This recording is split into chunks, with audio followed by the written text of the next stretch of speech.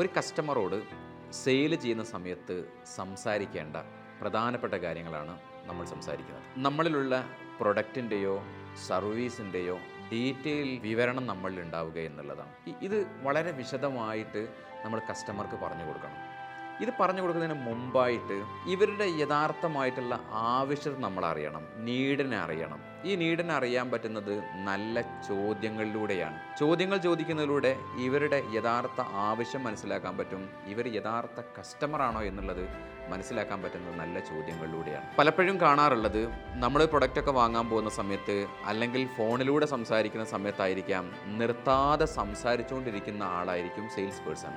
ഇത് യഥാർത്ഥ കസ്റ്റമറാണോ, ഇവർക്ക് യഥാർത്ഥമായി ഈ പ്രൊഡക്റ്റ് ആവശ്യമുണ്ടോ എന്നുള്ളതൊന്നും നോക്കാതെ കണ്ടിന്യൂസ് ആയിട്ട് സംസാരിച്ചുകൊണ്ടിരിക്കുന്ന ഒരു പ്രകൃതം പലപ്പോഴും കാണാറുണ്ട്. ഇതൊഴിവാക്കിയിട്ട് നല്ല ചോദ്യങ്ങളിലൂടെ ഇവർ യഥാർത്ഥ കസ്റ്റമറാണോ എന്നുള്ളത് മനസ്സിലാക്കാൻ പറ്റും.